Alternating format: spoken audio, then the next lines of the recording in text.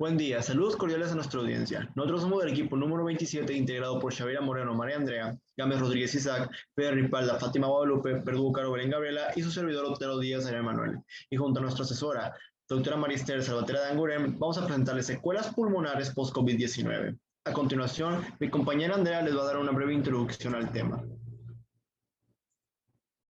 La actual pandemia de COVID-19 producida por una cepa mutante de coronavirus, el SARS-CoV-2, ha generado en todo el mundo en el siglo XXI una severa crisis económica, social y de salud nunca antes vista. Se inició en China a finales de diciembre de 2019, donde se reportó un grupo de 27 casos de neumonía de etiología desconocida con 7 pacientes graves. El virus SARS-CoV-2 es muy contagioso y se transmite rápidamente de persona a persona a través de la tos, secreciones respiratorias y por contactos cercanos. Las gotas respiratorias de más de 5 micras son capaces de transmitirse a una distancia de hasta 2 metros a través de las manos o los vómitos contaminados con esas secreciones, seguido del contacto con la mucosa de boca, nariz u ojos. Este nuevo virus tiene proyección de árbol respiratorio y el periodo de incubación se estimó de 4 a 7 días, pero el 95% de los casos fue de 12 días. Sin embargo, basados en estudios de casos de Europa, podría ser de 2 a 14 días. Las secuelas observadas en pacientes recuperados del evento agudo son, entre muchas otras, la dificultad respiratoria, atribuible principalmente, como veremos en el desarrollo del proyecto, a la afectación de la barrera hematogaseosa, como consecuencia de la fibrosis residual en los septos alveolares, implicando para el paciente la limitación en su función respiratoria, incluso ameritando oxígeno de por vida. Las secuelas cardiovasculares incluyen arritmias, trastornos de coagulación, insuficiencia cardíaca y miocarditis, y en la esfera urinaria podemos encontrar secuelas como insuficiencia renal aguda y crónica que ameriten diálisis continua y persisten las alteraciones en las pruebas de funcionalismo hepático. Además de gran importancia para la calidad de vida, las secuelas neurológicas incluyen convulsiones por hipoxia, pérdida de olfato y del sentido del gusto, hemorragia intracraneal, accidente cerebrovascular isquémico, demencia, depresión, ansiedad y trastornos por estrés postraumático.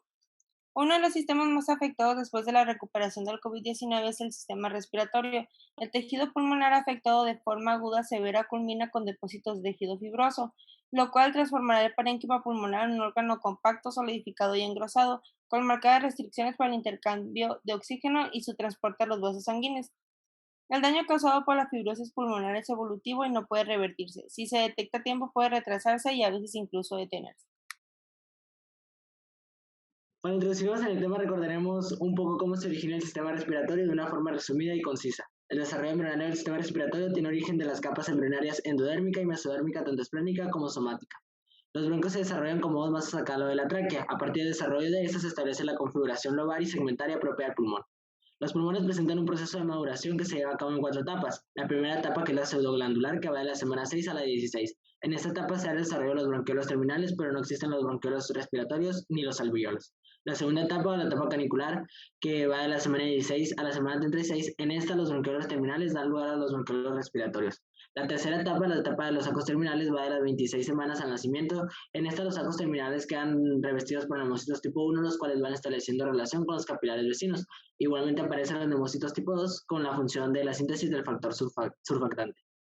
La cuarta etapa va de las 32 semanas al nacimiento. Los neumocitos tipo 1 adoptan una forma plana. Los sacos terminales formarán los futuros alveolos que finalizarán gran parte de su desarrollo después del nacimiento. Now, in order to understand what really happens in the lungs, we must start a little bit about the virus and its pathophysiology. After 2 to 14 days of incubation, SARS-CoV-2 enters the respiratory system where eventually SARS-CoV-2 reaches the alveoli. Once inside the alveoli, SARS-CoV-2 targets alveolar cells, pneumocystis type 1 and type 2. Then, coronavirus spike surface glycoproteins binds to an angiotensin converting enzyme to receptors on alveolar cells, which are most abundant on type 2 pneumocytes. Once attached to a cell, coronavirus releases RNA into the cell, which initiates replication of the virus to infect more cells. Along with replication, coronavirus also damages the cell, which triggers the immune response. This immune response causes an inflammatory process that stimulates nerve endings that are responsible for the cough reflex. Simultaneously, pro-inflammatory cytokines increase vascular permeability. This allows to create more immune cells and leakage of the liquid into the alveoli, which causes pulmonary edema responsible for hypoxia. En el reconocimiento de la célula huésped y mecanismo de la entrada de SARS-CoV-2, la proteína Spike posee dos unidades, S1 y S2. En S1 se encuentra el dominio de unión al receptor, permitiendo reconocer y unirse a la célula. Y en la subunidad S2 permite la función de la membrana viral con la membrana celular. Después de la unión de la proteína S al receptor angiotensina 2, esta es procesada proteolíticamente por una serina proteasa de transmembrana de tipo 2, la cual produce posterior función de ambas membranas. De esta manera, la partícula vírica ingresa a la célula huésped y se produce la liberación de su material genético en la citoplasma de la célula infectada. El grado de la afinidad que resulte de la unión entre la proteína S y el receptor angiotensina 2 determina la eficacia del ingreso del virus en las células hospedera. Respecto a los receptores angiotensina 2, se ha hallado una marcada tinción en células epiteliales alveolares tipo 1 y 2 de pulmón y en enterocitos de todo el intestino delgado. Además, encontraron una destacable presencia de angiotensina 2 en células endoteliales de pequeños y grandes vasos arteriales y venosos, al igual que en células de músculo liso de arterias. Si bien es cierto que el sistema respiratorio está constituido por dos porciones, la conductoria y la respiratoria, las principales secuelas se verán reflejadas en la porción respiratoria, la cual está constituida por bronquiolos respiratorios y alvéolos. Los alvéolos son el componente más importante del pulmón, parte final de los bronquiolos respiratorios. En ellos tiene lugar el intercambio de oxígeno y dióxido de carbono entre la sangre y el aire inspirado, fenómeno conocido como hematosis. Para visualizar mejor esta afectación y sus secuelas, revisemos ultraestructuralmente cómo está constituida la barrera hematogaseosa, que no es más que una pared formada por los linfocitos tipo 1, las láminas basales del epitelio alveolar y del endotelio, y la célula endotelial del capilar. Esta proximidad nos permite tener el grosor apropiado para la difusión de los gases de dióxido de carbono y de oxígeno, y a su vez la entrada de otras partículas o la extravasación de eritrocitos, todo esto en estado normal. Como ya conocemos, la enfermedad tiene una duración de 1 a 2 semanas y la mayoría de los pacientes se recuperaron, pero hasta un tercio de los pacientes desarrollaron severas complicaciones pulmonares con lesión pulmonar aguda y síndrome de distrés respiratorio agudo.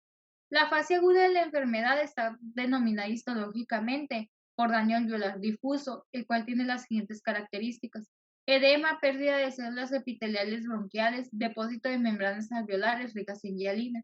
Lo antes mencionado nos lleva a entender la dificultad a la que se enfrenta el intercambio de oxígeno. Esta fase aguda es seguida por una fase progresiva, de la semana 2 a la 5, con las siguientes características: deposición de fibrina e infiltración por células inflamatorias y fibroblastos.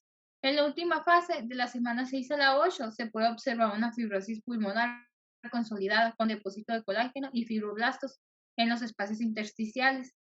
En la anatomía radiológica de estos eventos progresivos en el pulmón nos van a ayudar debido a que nos ayuda a evaluar la evolución y progresión del daño pulmonar y quizás así predecir el grado de secuela que nosotros podremos esperar. En el patrón radiológico vamos a encontrar predominio en vídeo deslustrado y focos sugestivos de áreas organizativas, cambios radiológicos fibrosantes como engrosamiento septal, bronquiectasia o pérdida de volumen segmentario o lobar.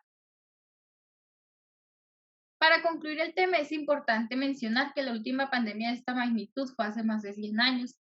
La influenza gripe de 1918, conocida también como gripe española, fue una de las más devastadoras de la historia y la más grave de las 3 pandemias por virus de la influenza ocurrida en el siglo XX. Se estima que infectó a unos 500 millones de personas, un tercio de la población mundial, y mató a unos 50 millones en todo el mundo, más que el total de muertes civiles y militares durante la Primera Guerra Mundial. El sistema respiratorio es quizás uno de los aparatos más afectados y por consiguiente es donde hemos identificado muchas de las secuelas que nos ha dejado esta pandemia. La fibrosis pulmonar es la secuela más importante del sistema respiratorio, debido a que es una patología en la que el tejido pulmonar se fibrosa, adquiriendo un aspecto cicatrizal, con incremento acentuado del grosor del septo alveolar y por consiguiente la rigidez de este. Esto claramente dificulta el buen funcionamiento de los pulmones en pacientes que han superado la infección, limitando por lo tanto su capacidad ventilatoria con las respectivas repercusiones que implica la hipoxia sistémica. Ahora pasaremos a nuestra bibliografía y muchas gracias por su atención.